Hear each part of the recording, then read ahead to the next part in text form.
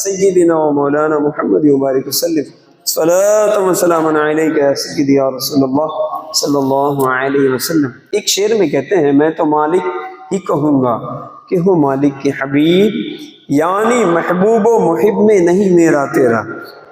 وہ مالک اپنے محبوب سے اتنی محبت فرماتا ہے کہ امام علیہ سنت کہتے ہیں حق درود تم پہ بھیجے، اللہ تعالیٰ تم پہ درود بھیجتا ہے، حق درود تم پہ بھیجے تم مدام اس کو سراہو، وہ تم پر درود بھیجتا ہے اور تم اسے سراہتے ہو، یعنی تم اس کی حمد و ثنا کرتے ہو۔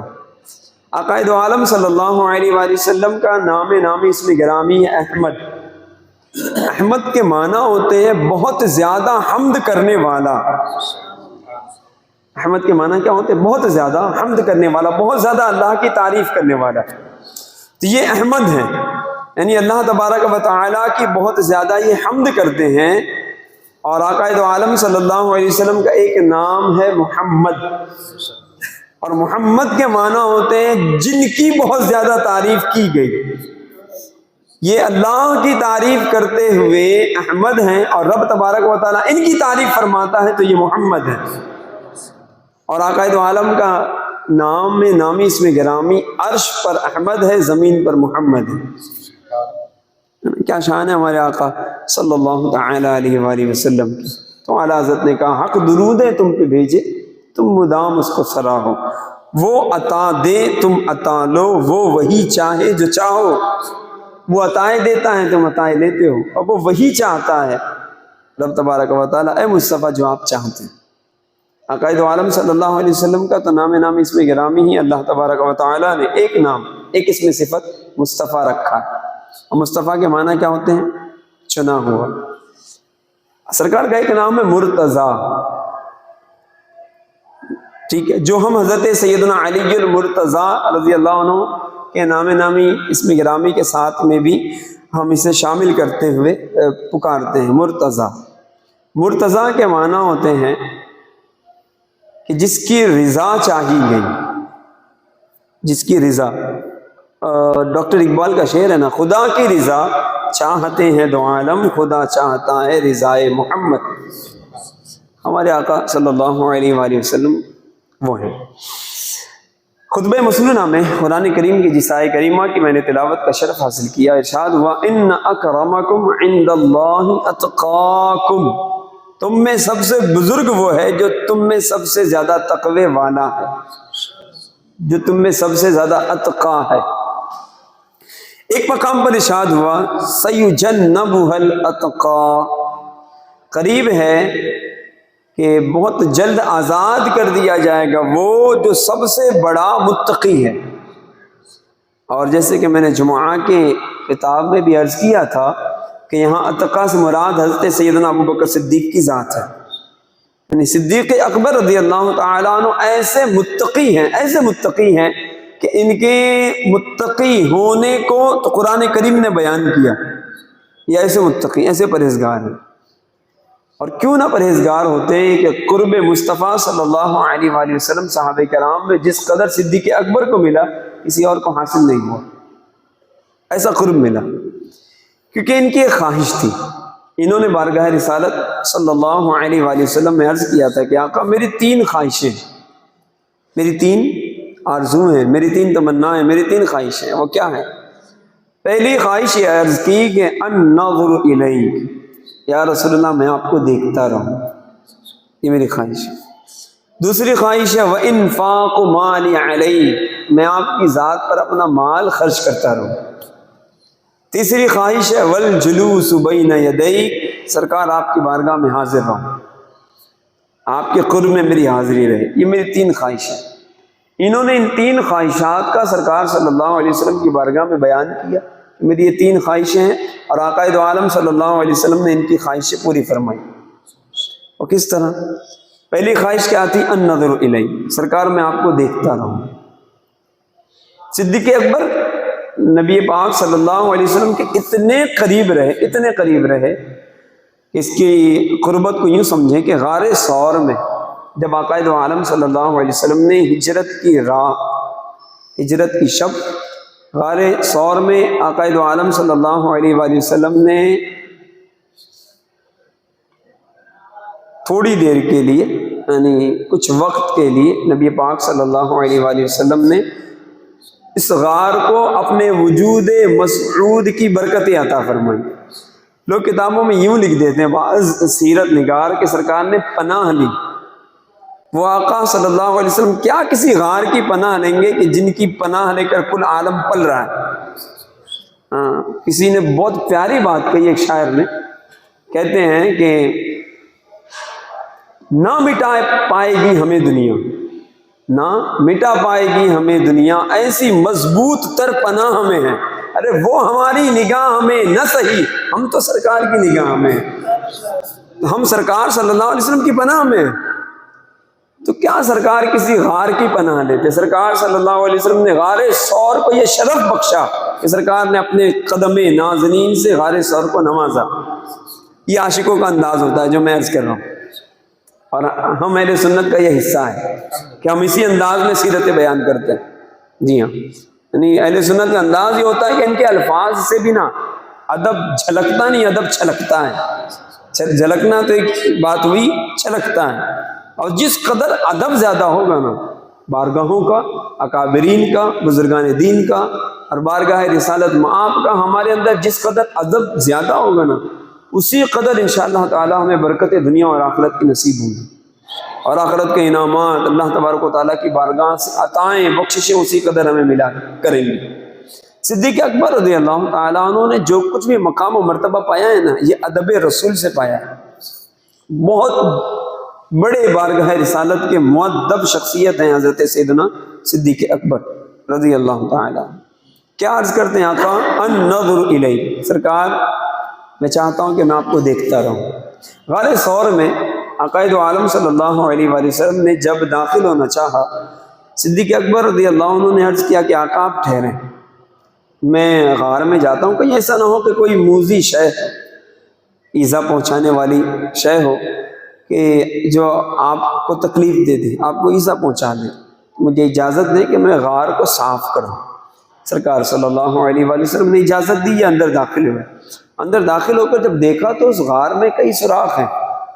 صدیق اکبر رضی اللہ تعالیٰ عنہ کے پاس چادر تھی، چادر کو چاک کر کر کے پھاڑ پھاڑ کر آپ نے غار کے سوراخوں کو بند کیا، سارے سوراخ بند کر دیے۔ غار میں جو کچھ بھی وہاں پہ ایسی اشیاء تھیں جو غیر ضروری تھیں، یا جس سے سرکار کی نشست میں تشریف فرما ہونے میں یا سرکار کے آرام فرمانے میں کوئی خلل ہو سکتا ہو، تو آقا دو عالم صلی اللہ علیہ وسلم کے اس عاشق نے ان تمام چیزوں کو صاف کیا۔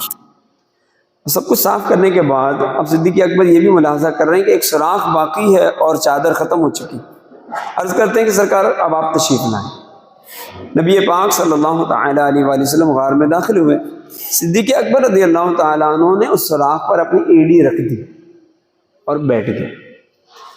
آقا دو عالم صلی اللہ علیہ وسلم نے صدیق اکبر کے زانوں پر اپنا سر اقدس رکھا اور آرام فرما ہوئے، یعنی خواب استراحت میں ہیں نبی پاک صلی اللہ علیہ وسلم، یعنی آپ نے آرام فرمایا۔ اور اتفاق ہے کہ ایک عاشق یہاں ہے جو غار میں ہے اور ان کے زانوں پہ سرکار سر اقدس رکھے ہوئے ہیں، اور ایک عاشق اور تھا اسی غار میں جو چھپ کر بیٹھا ہوا تھا، منتظر تھا اور برسوں سے انتظار کر رہا تھا۔ اسے بھی کوئی خوشخبری گویا کہ ملی ہوئی تھی کہ اس غار میں سرکار نے تشریف لانا ہے، وہ بھی منتظر تھا کہ سرکار تشریف لائیں تو میں ان کے دیدار سے شرف یاب ہو جاؤں۔ ایک سانپ تھا بیٹھا ہوا اندر، منتظر تھا۔ صدیق اکبر نے ایڑی رکھی ہوئی ہے، اس نے سب سے پہلے دستک دی، صدیق اکبر کو گویا کہ آگاہ کیا کہ میں اندر ہوں، رکاوٹ دور فرمائے تاکہ میں زیارت کروں۔ صدیق اکبر رضی اللہ تعالیٰ عنہ ایڑی ہٹاتے کیسے کہ ایڑی بھی وہی تھی کہ جس پیر پر اور زانوں پر سرکار دو عالم نے اپنا سر اقدس رکھا تھا۔ جنبش بھی دیتے ہیں تو سرکار کی نیند میں خلل آتا ہے۔ سوچیں کہ سرکار کی نیند میں خلل نہ آئے، صدیق اکبر نے ایڑی ہٹائی نہیں حتیٰ کہ سانپ نے ڈس لیا، اور جب ڈسا تو پھر سانپ کا اپنا زہر ہوتا ہے۔ زہر جب صدیق اکبر رضی اللہ عنہ کے جسم میں سرایت کر گیا تو درد بڑھا، اور درد کی شدت کے سبب صدیق اکبر کی آنکھوں سے آنسو جاری ہو گئے اور رونے لگے، اور آنسو کے ایک قطرہ وہ یوں گرا کہ اس کی بھی قسمت کی گویا کہ معراج تھی نا، اس کی بھی معراج کا وقت تھا کہ گرا تو کہیں اور نہیں، رخسار مصطفیٰ پر، سرکار کے مقدس گالوں پر گرا۔ وہ گرنا تھا کہ آقا دو عالم نے آنکھیں کھول دی، اور نبی سوتا نہیں ہے، یاد رکھیں، نبی کی بظاہر آنکھیں بند ہوتی ہیں، اس کا دل جو ہوتا ہے نا وہ ہمیشہ جاگ رہا ہوتا ہے۔ اسی لیے ہمارا سونے سے وضو ٹوٹتا ہے نا، نبی کا سونے سے وضو نہیں ٹوٹتا، مسئلہ یاد رکھیں، کیونکہ ہم غفلت کی نیند سوتے ہیں نا، نبی غفلت کی نیند نہیں سویا کرتے۔ آقا دو عالم صلی اللہ علیہ وآلہ وسلم تو گویا کہ سب کچھ ملاحظہ فرما رہے ہیں، لیکن ایک عاشق کا امتحان تھا، امتحان ہو چکا، اور صدیق اکبر اس امتحان میں کامیاب رہے کہ انہوں نے اپنی گویا کے سرکار صلی اللہ علیہ وسلم پر اپنی جان قربان کر دی۔ سانپ اگر کاٹ لے، ڈس لے اور زہر سرایت کر جائے تو بچتا کون ہے؟ وہ بھی ایسا موذی سانپ۔ تو صدیق اکبر اپنی جان قربان کر چکے۔ اعلیٰ حضرت عظیم البرکت کہتے ہیں نا، صدیق بل کے غار میں جان ان پہ دے چکے، اور حفظ جان تو جان فروز غرر کی ہے، اس کو سمجھیں۔ جان کی حفاظت کا معاملہ اتنا سخت ہے کہ اگر کسی کی جان پر بن آئے نا، اور وہ کسی ایسے جنگل و ویرانے میں ہو کہ کھانے کو کچھ نہ ملے، اور وہاں پر اگر وہ خنزیر بھی مل جائے، اس کا گوشت بھی دستیاب ہو نا، تو اس حد تک کھانا ہوگا کہ اس کی جان بچے۔ اس پہ لازم فرض ہے یہ کہ کھائے اور جان بچائے، جان دے نہیں سکتا، اس کو بچانا ہوگا۔ اگر سخت پیاس لگی ہوئی ہے اور پانی دستیاب نہیں ہے اور اس کو شراب مل گئی، اس قدر اس کو شراب پینی ہوگی، اس پر فرض ہے کہ جس قدر پی کر وہ اپنی جان بچائے۔ یہ نہیں کہ یہاں پر نہیں شراب نہیں پیوں گا بھلے مر جاؤں، یہاں حکم شرعی یہ ہے کہ پیے اور اس قدر پیے کہ جتنے سے جان بچ سکتی ہو۔ اب غور کریں کہ جب جان پر بنائیں تو شریعت مطہرہ حرام کو بھی قدر ضرورت حلال فرما دیتی ہے۔ اب غور کیجئے گا، اور یہاں صدیق اکبر کی جان پر بنائی ہے۔ صدیق کو پتا ہے کہ اندر سانپ ہے اور اس نے ڈس بھی لیا، مگر صدیق اکبر رضی اللہ عنہ نے جان قربان کر دی، مگر سرکار کی نیند میں خلل نہ آنے دیا۔ اب غور کریں کہ صدیق اکبر کے نزدیک سرکار کی نیند مبارک کی بھی کیا اہمیت اور کیا مقام ہے۔ صدیق ایسے تھوڑی صدیق ہے، اور انہوں نے اپنی گویا کہ اپنی جان قربان کی، مگر سرکار بھی تو سرکار ہے نا، عقائد عالم ہے، وہ ہیں کہ جنہیں اللہ تبارک و تعالیٰ نے دونوں عالم کے خزانوں کی کنجیاں عطا فرمائی۔ اعلیٰ حضرت عظیم البرکت کہتے ہیں، مولا علی نے والی تیری نیند پر نماز، اور وہ بھی عصر سب سے جو اعلیٰ خطر کی ہے۔ صدیق بل کے غار میں جاں ان پہ دے چکے، اور حفظ جاں تو جان فروز غرر کی ہے۔ ہاں تو نے ان کو جان، انہیں پھیر دی نماز، ان کو جان عطا کر دی۔ صدیق اکبر رضی اللہ عنہ کو سرکار نے فرمایا، صدیق کیا بات ہے؟ عرض کرتے یا رسول اللہ کوئی موذی جانور ہے اس میں جس نے کاٹ لیا؟ سرکار نے فرمایا کہ صدیق اپنی ایڑی دکھاؤ۔ ایڑی دکھائی، عقائد عالم نے اپنا لعاب دہن لگا دی، تھوک شریف۔ وہ لگنا تھا کہ زہر ایسے غائب ہوا کہ گویا کہ کسی نے ڈسا ہی نہیں، زہر ختم ہو گیا، اس کا اثر ختم ہو گیا۔ تو سرکار صلی اللہ علیہ وسلم نے لعاب دہن لگا کر صدیق کو جان بخش دی، ہے نا۔ تو اعلیٰ حضرت کہتے ہیں، ہاں تو نے ان کو جان، انہیں پھیر دی نماز۔ حضرت علی کے لیے آپ نے ڈوبا ہوا سورج واپس بلایا تھا، تو کہتے ہیں ان کو جان عطا کر دی، اور ان کے لیے سرکار آپ نے ڈوبے ہوئے سورج کو لوٹایا۔ ہاں تو نے ان کو جان، انہیں پھیر دی نماز، پر وہ تو کر چکے تھے نا جو کرنی بشر کی ہے، وہ تو کر چکے تھے، انہوں نے نماز قضا کر دی اور ایک نے اپنی جان قربان کر دی۔ فرماتے ہیں اعلیٰ حضرت عظیم البرکت، ان دونوں عاشقوں کے اس انداز سے ایک مسئلہ ثابت ہوتا ہے۔ کیا ثابت ہوا؟ کہ جملہ فرائض فروع ہیں، چاہے وہ نماز والا فرض ہو یا جان بچانے والا فرض ہو، یہ جو دونوں فرض ہیں نا، ثابت ہوا کہ جملہ فرائض فروع ہیں۔ اصل الاصول بندگی استاجور کی ہے، استاجور کی بندگی یہ اصل الاصول ہے، سارے فرائض اس کے بعد ہیں۔ سب سے پہلے ان کی بندگی کی جائے گی، بمانا یہ ان کی غلامی کی جائے گی، ان کی رضا جوئی والے کام کیے جائیں گے، اور پیارے مصطفیٰ کو خوش کیا جائے گا۔ وہ صدیق اکبر ہیں رضی اللہ تعالیٰ۔ تو یوں سرکار صلی اللہ علیہ وسلم نے صدیق اکبر کو کس قدر قرب بخشا نا، کہ زانوں پر سرکار کا سر اقدس ہو، یہاں زانوں پر کوئی لیٹا ہو تو آپ غور فرمائیں کہ جس کے زانوں پر سر ہوگا وہ کتنے قریب سے زیارت کر رہا ہوگا.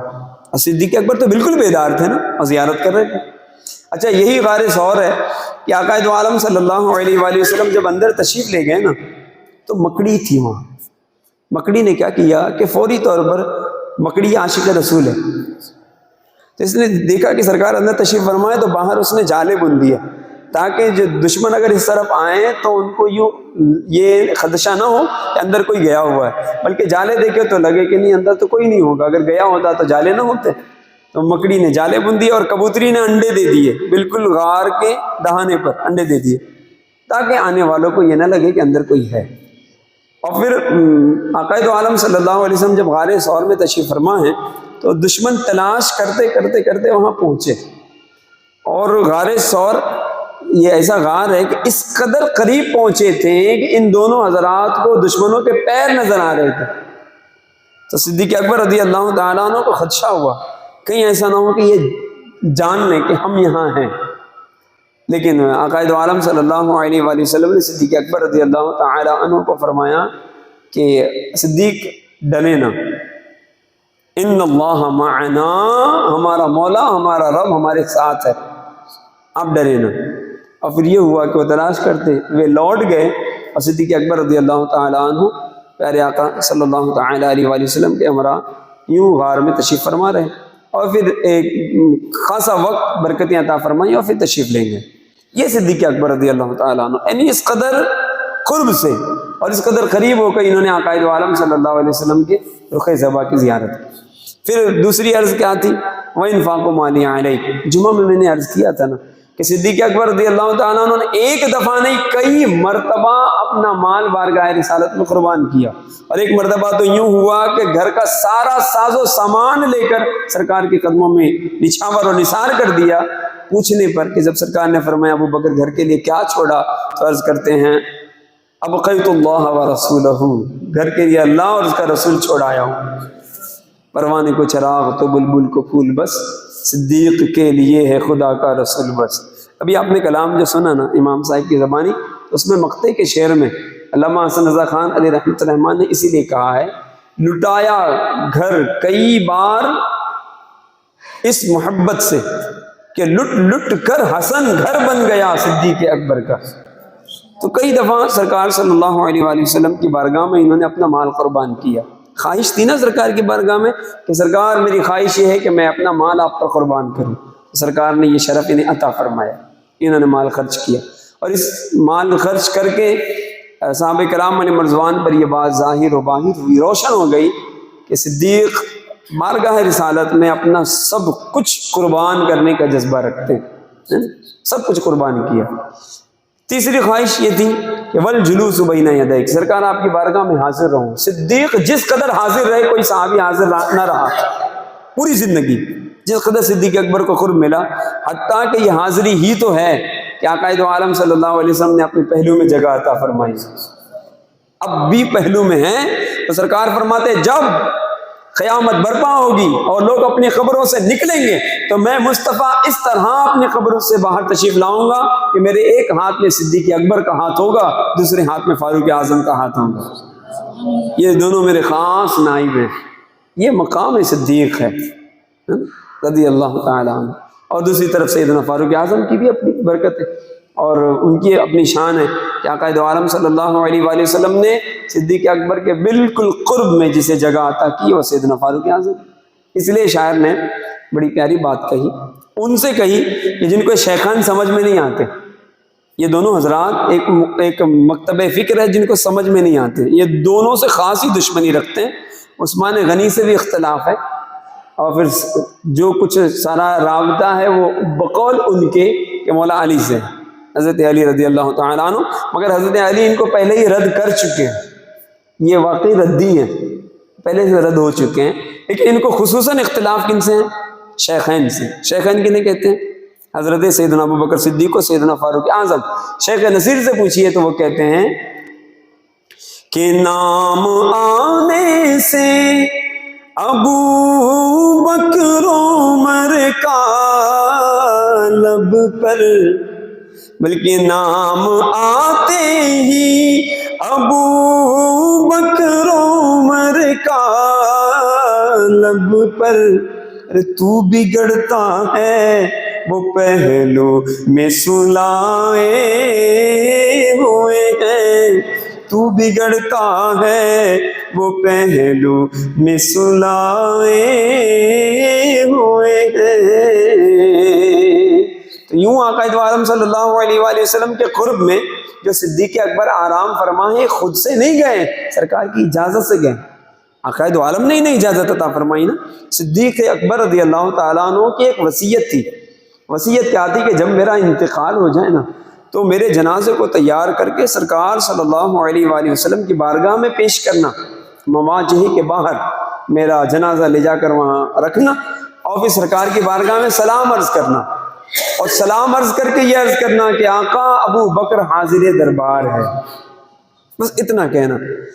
اگر اتنا کہنے کے بعد سرکار صلی اللہ علیہ وسلم کے مواجہہ شریف اور آپ کے حجر مقدس کا دروازہ خود بخود کھل جائے نا تو مجھے سرکار کے پہلو میں دفن کر دینا، اور اگر دروازہ نہ کھلے تو مجھے جنت البقیع میں دفن کر دینا۔ صدیق اکبر کا وصال ہوا، آپ کے جنازے کو اٹھا کر صحابہ کرام علیہم الرضوان لے گئے اور عین مواجہہ شریف کے سامنے رکھا، سلام عرض کیا۔ سلام عرض کرنے کے بعد عرض کرتے ہیں کہ آقا ابو بکر حاضر دربار ہے۔ اتنا کہنا تھا کہ مواجہ شریف کا دروازہ خود بخود کھل گیا، اور آواز کیا آئی پتہ ہے؟ ادخل الحبیب الی الحبیب فإن الحبیب الی الحبیب مشتاق، حبیب کو اس حبیب کے قریب کر دو کہ یہ حبیب بھی اپنے حبیب سے ملنے کا مشتاق ہے۔ مشتاق سمجھتے ہیں؟ چاہنے والا۔ میں بھی چاہتا ہوں کہ میرا صدیق میرے قریب ہو، میرے قرب میں آئے، اور میں بھی اپنے صدیق سے ملنے کا مشتاق ہوں۔ کیا مقام ہے صدیق ہے۔ اچھا غور کیجئے گا، یہ وصیت کتب احادیث میں، متعدد کتب احادیث میں بیان ہوئی، بد مذہب بھی پڑھتے ہوں گے، ان بدبختوں کو سمجھ میں نہیں آتی یہ بات کہ صدیق اکبر کی یہ وصیت ثابت کرتی ہے کہ صدیق جانتے ہیں کہ آقا دو عالم اپنی قبر منور میں زندہ ہیں، زندوں کو سلام کیا جاتا ہے، زندوں سے اجازت لی جاتی ہے، ٹھیک ہے نا۔ تو صدیق اکبر کو بھی پتا ہے، اور جو صحابہ ان کی وصیت پر عمل کر رہے ہیں ان کے بھی علم میں یہ بات ہے نا کہ جب یہ وصیت ہو رہی ہے، اور یہ بھی جانتے ہیں کہ واقعی آقا دو عالم صلی اللہ علیہ وسلم اپنی قبر منور میں باحیات ہیں، اپنی حیات ظاہری والی حیات کے ساتھ آپ متصف ہیں اور قبر منور میں تشریف فرما۔ ان کا بھی عقیدہ تھا کہ آقا دو عالم صلی اللہ علیہ وسلم اپنی قبر منور میں کیا ہیں؟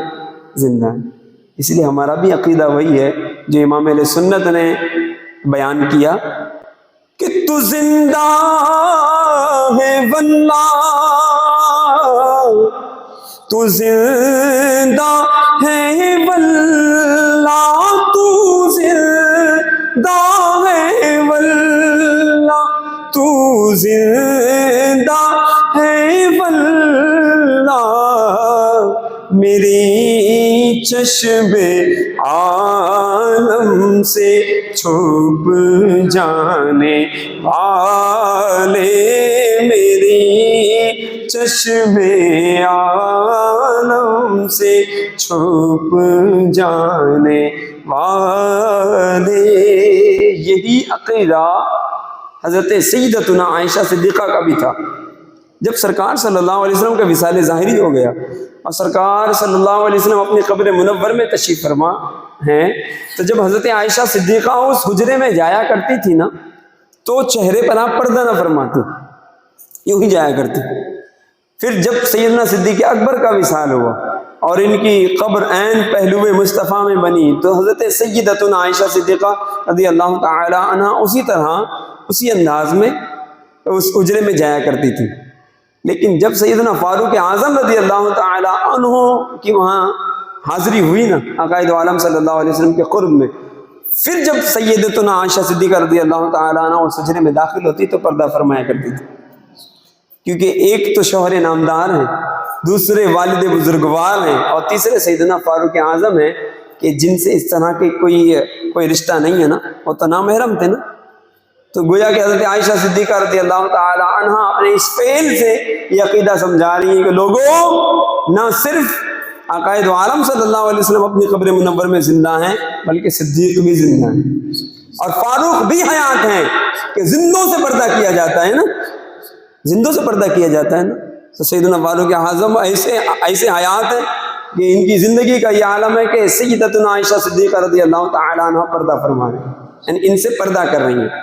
کیا شان ہے نا ہمارے اکابرین کی، ہمارے بزرگوں کی. وہ زندہ ہیں الحمدللہ، انہی کی برکتوں سے ہمارے عقائد زندہ ہیں. ہم زندہ ہیں انشاءاللہ تبارک و تعالی ہمارے عقائد زندہ رہیں گے. اللہ تبارک و تعالی ہمیں اپنے ان محبوبین کے، ان مقربین کے چاہنے والوں میں زندگی اور موت نصیب فرمائے. سیدنا صدیق اکبر رضی اللہ تعالی عنہ کا ذکر خیر جو ہم کر رہے ہیں خصوصیت کے ساتھ آج کی شب میں کر رہے ہیں اور ہمیشہ کرتے رہیں گے. اور اب روز افزوں ان کے ذکر خیر میں برکتیں پہلے بھی تھی، اب مزید ہوں گی، اس لیے کہ جیسا دور آتا ہے نا اور فتنہ جس قدر شدید ہوتا ہے تو اب اس کا مقابلہ بھی اتنی طاقت و زور کے ساتھ کیا جاتا ہے. اس دور کا ایک فتنہ ہے اور بہت زیادہ تیزی کے ساتھ یہ اٹھا ہے کہ ایک مخصوص گروہ ہے جو حضرت سیدنا صدیق اکبر رضی اللہ تعالیٰ عنہ کی ذات مقدسہ سے متعلق یہ بات کرتا ہے کہ واقعی یہ کہتا ہے، مطلب ایسے گروہ کا ایک گروہ تو وہ ہے جو صدیق اکبر کا باغی ہے، سیدنا فاروق اعظم کا باغی ہے، عثمان غنی کا شدید مخالف ہے. ایک گروہ تو ہے. ایک گروہ وہ ہے جو یہ کہتا ہے کہ ہم ان کی صحابیت کے قائل ہیں، یہ صحابی ہیں، فاروق اعظم بھی صحابی ہیں، یہ خلیفۃ المسلمین بھی ہیں، مگر سیاسی اعتبار سے، یعنی چونکہ حضرت سیدنا صدیق اکبر رضی اللہ تعالیٰ عنہ نے امور خلافت سر انجام دیا تھا نا، یعنی آپ حاکم ہوئے تھے، تو کہا سیاست طور پر، یعنی سیاست کے اعتبار سے، حکومت کے نظام کو سنبھالنے کے اعتبار سے صدیق اکبر پہلے خلیفہ ہیں، مگر روحانی طور پر مولا مشکل کشا علی المرتضیٰ ہی نبی پاک صلی اللہ علیہ وسلم کے پہلے خلیفہ ہیں. اچھا، یہ بات کوئی ایسی نہیں کہ فقط ہم نے سنی ہے کہ لوگ ایسا کہتے ہیں، یہ باضابطہ میرے ان کانوں نے سنی. اور یہ ایسا شدید فتنہ ہے کہ ایک شخص خود آیا اور اس نے مجھ سے ملاقات کی اور اس نے کہا کہ حضرت علی رضی اللہ تعالیٰ عنہ کو اگر ہم روحانی خلیفہ مان لیں، پہلا خلیفہ مان لیں تو جاتا کیا؟ مطلب اس میں نقصان کیا؟ میں نے کہا اس میں عقل کا نقصان ہے، اس میں ایمان کا نقصان ہے، ٹھیک ہے، اور اس میں عقیدے کا نقصان ہے، اس سے بڑا نقصان کیا ہے؟ اور رہی بات یہ کہ معاملہ تم یہ جو باتیں کر رہے ہو کہ وہ حضرت علی رضی اللہ تعالیٰ عنہ روحانی طور پر نبی پاک صلی اللہ علیہ وسلم کے پہلے خلیفہ ہیں، تو اس پہ دلیل کیا ہے؟ تو دلیل یہ بیان کرتے ہیں کہ دلیل یہ ہے کہ نبی پاک صلی اللہ علیہ وسلم نے حضرت علی رضی اللہ تعالیٰ عنہ کے لیے فرمایا تھا من کنت مولا فہذا علی مولا، جس کا میں مولا ہوں اس کا علی مولا ہے. کہا یہ حدیث پاک ثابت کرتی ہے کہ گویا کہ سرکار نے فرمایا کہ جس کا میں مولا علی اس کا مولا. تو جب نبی پاک صلی اللہ علیہ وسلم کا وصال ہو گیا تو اب لوگوں کے جو مولا ہیں وہ علی ہیں، اس حدیث سے ثابت ہوا. تو یہ ایک بہت بڑا دھوکہ ہے جو دیا جاتا ہے. یاد رکھیں حضرت علی رضی اللہ تعالیٰ عنہ کی یقیناً یہ فضیلت ہے کہ سرکار نے ان کے بارے میں فرمایا من کنت مولاہ فہذا علی کے مولا. یہ عقائد عالم صلی اللہ علیہ وسلم نے صرف حضرت علی ہی کے لیے نہیں بلکہ کئی اور صحابہ کے لیے آپ نے ایسے فضائل ارشاد فرمائے ہیں اور ان کو وہ برکتیں دی ہیں، وہ اعزاز بخشا ہے جو کسی دوسرے صحابی کو حاصل نہیں ہے.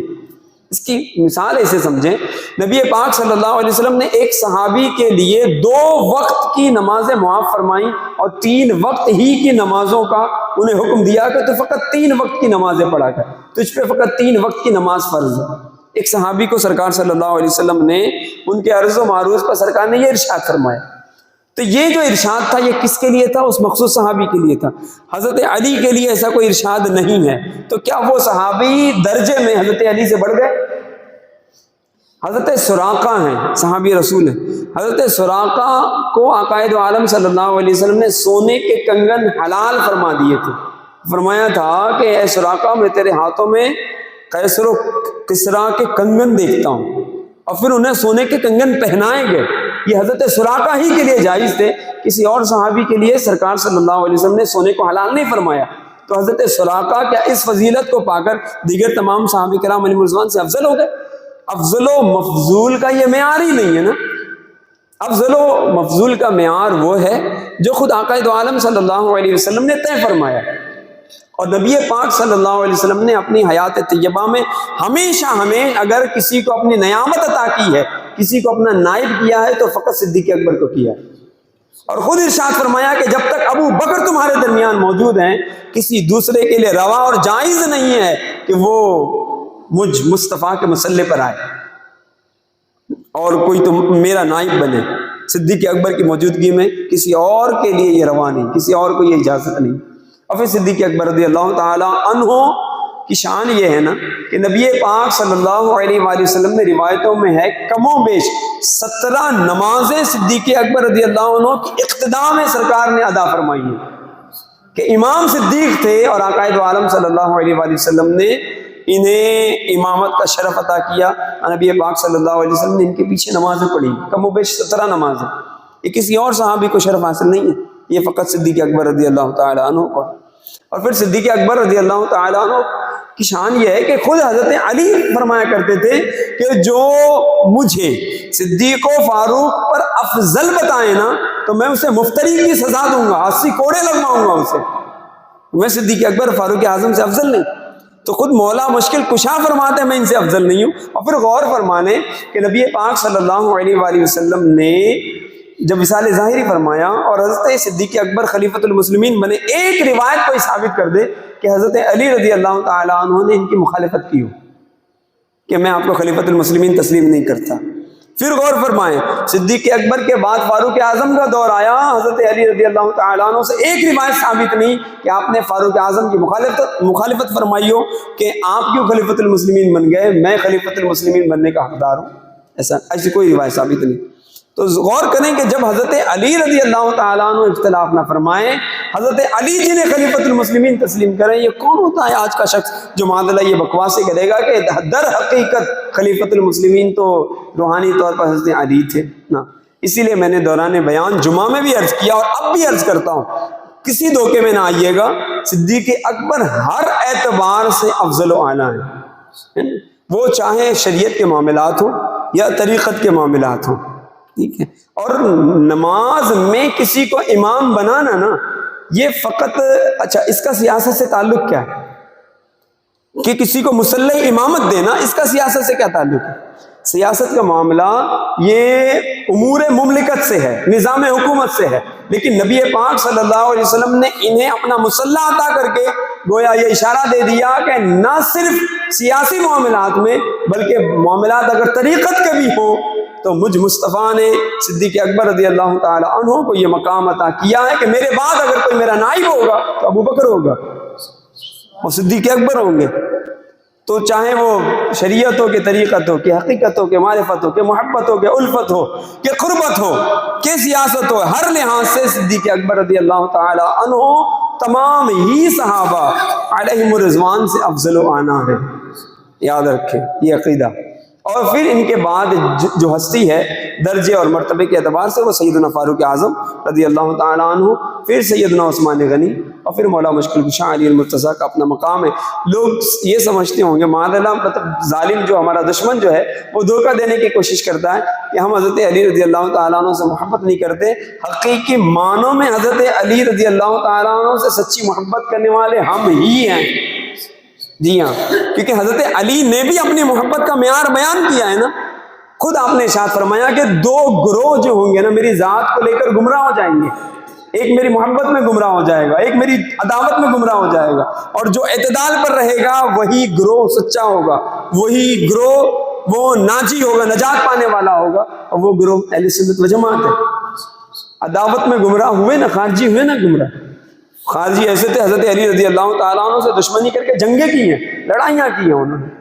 اور جو محبت میں گمراہ ہوگا جس کے تعلق سے حضرت علی رضی اللہ عنہ نے اشارہ فرمایا، اور روافظ تھے نا کہ جو حضرت علی رضی اللہ تعالیٰ عنہ کی محبت میں ایسے گمراہ ہوئے معاذ اللہ رب العالمین کہ یہ محبت میں حضرت علی سے جھگڑتے تھے، محبت میں حضرت علی کی محبت میں ان سے جھگڑا کرتے تھے، اور یہ کہتے تھے کہ آپ فلاں اور فلاں سے آپ اپنے تعلقات کی استوار کرتے ہیں، جبکہ وہ لوگ تو یوں کرتے ہیں تو کرتے ہیں، اور اسی طرح سے معاذ اللہ کہ حضرت علی رضی اللہ تعالیٰ عنہ سے مکر و فریب والے انداز میں وہ پیش آیا کرتے تھے، حتیٰ کہ جب حضرت علی رضی اللہ تعالیٰ عنہ کا وصال ہوا اور خلیفۃ المسلمین حضرت حسن مجتبیٰ بنے نا، تو جب تک رہے تب تک تو عافیت رہی، مگر کم و بیش 6 ماہ تک آپ خلیفۃ المسلمین رہے، اور اس کے بعد آپ نے خلافت سپرد کی حضرت سیدنا امیر معاویہ کو۔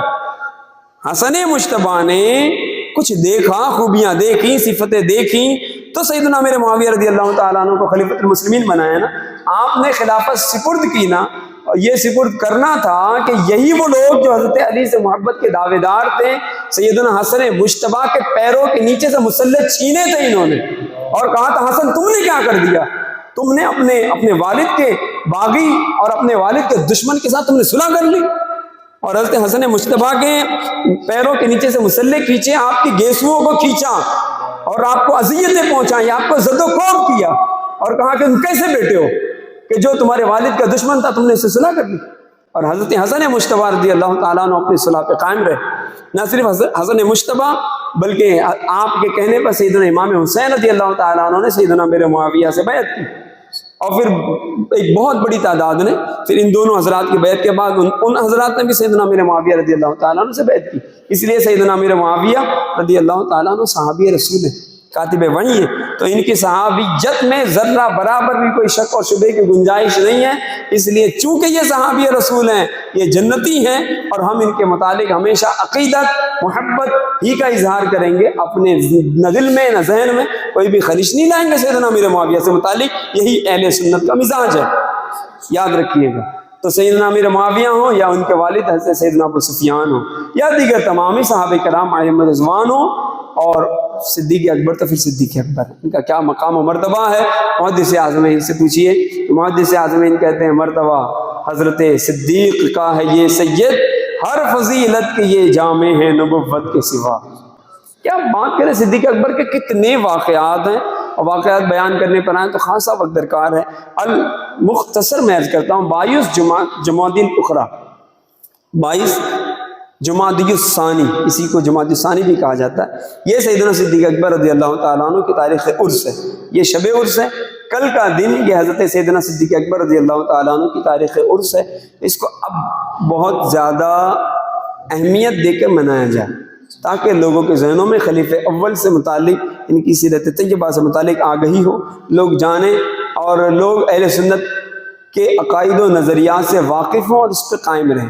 نظر و نیاز پہلے سے بھی ہو رہی تھی، صدیق اکبر کے عرس کے حوالے سے بھی تصور دیا جاتا ہے، مطلب وہ لوگ بھی جو معادلہ حضرت سیدنا صدیق اکبر کے خلیفۃ المسلمین ہونے کے حوالے سے اس وقت معادلہ لوگوں کو شک و شبہات میں ڈالنے کی کوشش کر رہے ہیں، اس طور پر کہ بھئی وہ روحانی خلیفہ نہیں تھے، ایسے لوگ بھی صدیق اکبر کو ماننے کا دعویٰ کرتے ہیں۔ تو یہ ایک تفضیلی گروہ ہے جو اہل سنت سے نکلا ہوا ہے، تو ایسے افراد لوگوں کے درمیان موجود ہیں، مگر ان میں بیشتر وہی ہیں یا تو یہ پکے جوہلا ہیں یا کسی جاہل کے پیروکار ہیں، ان کا بھی بڑا کوئی جاہل ہے اور انہی کے پیروکار ہیں۔ ان میں علماء نہیں پائے جاتے، علماء جس کو کہتے ہیں نا کہ اچھے علماء، مستند علماء، وہ علماء کے جو ہمارے مشائخین و اکابرین کے نائب ہیں، ایسے لوگ نہیں ہیں، بس ایسی گمراہ کرنے والے، گمراہ اور گمراہ گر لوگ ہیں۔ اللہ تبارک و تعالیٰ ان کے شر و فتن سے اہل سنت کو محفوظ رکھے۔ بحمد اللہ تعالیٰ اہل سنت کی حفاظت ہمیشہ سے ہوتی آئی ہے، علماء مشائخین نے کی اور ہوتی رہے گی۔ صدیق اکبر رضی اللہ تعالیٰ عنہ کے ایسے شاک کل بھی تھے، آج بھی ہیں اور ہمیشہ رہیں گے۔ جو صدیق اکبر رضی اللہ تعالیٰ عنہ کی وہ منقبتیں پڑھیں گے، ان کی وہ تعریف بیان کریں گے، ان کی وہ سیرت بیان کریں گے جو صدیق اکبر رضی اللہ تعالیٰ عنہ کی شان ہے۔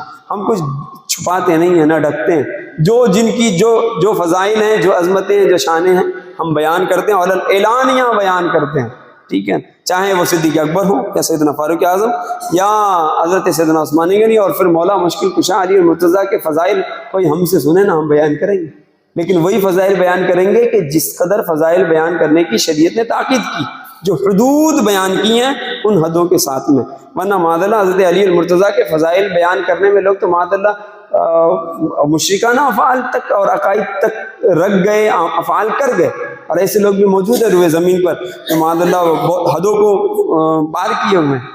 ہم وہ مزاج والے نہیں ہیں، الحمدللہ ہم اہل سنت ہیں، ہمارا مذہب اعتدال ہے، اور ہمارا نظریہ اور عقیدہ جو کچھ ہے وہ بیان ہو رہا ہے، اور وہ انشاءاللہ تبارک و تعالی ہمیشہ ہوتا رہے گا۔ وہ ذہن یہ رکھیں، نبی پاک کا ہر صحابی قابل تعظیم ہے، قابل احترام ہے، کسی کے متعلق کوئی منفی بات نہیں کی جائے گی۔ اگر کوئی پیر صاحب بیٹھ کے بات کرے نا اور کسی صحابی کے خلاف بات کرے، اسی دن سمجھ لیجئے گا یہ پیر بننے کے لائق ہی نہیں ہے، یہ نااہل ہے، بیعت توڑ دیجئے گا۔ اگر کسی صحابی کے خلاف بکواس کرے نا اس کی بیعت توڑ دیجئے گا، ورنہ یاد رکھیے گا اگر اس بکواس کے بعد بھی اگر رشتہ طریقت قائم رکھا نا آپ نے، تو پھر یاد رکھیے وہ بھی معاذ اللہ سخت گمراہی میں ہے اور جہنم کی راہ پر ہے، ساتھ مرید کو بھی لے کے جائے گا۔